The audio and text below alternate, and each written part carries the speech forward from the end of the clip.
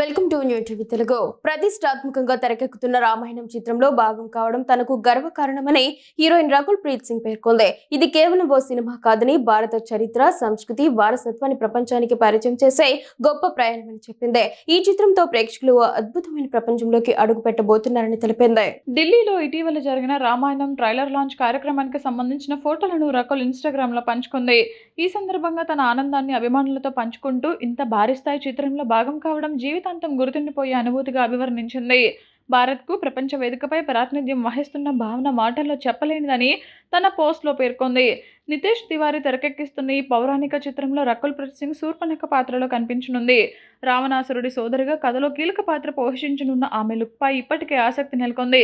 ఈ చిత్రంలో శ్రీరాముడిగా రణబీర్ కపూర్, సీతగా సాయి పల్లవి, రావణుడిగా యష్ నటిస్తున్నారు. 2 భాగాలుగా రూపొందుతున్న ఈ చిత్రంలో తొలి భాగాన్ని 2026 దీపావళికి విడుదల చేయనున్నారు. రెండో భాగం 2027 దీపావళికి ప్రేక్షకుల ముందుకు రానుంది. భారీ బడ్జెట్తో అత్యాధునిక సాంకేతిక పరిజ్ఞానంతో ఈ సినిమాను నిర్మిస్తున్నారు.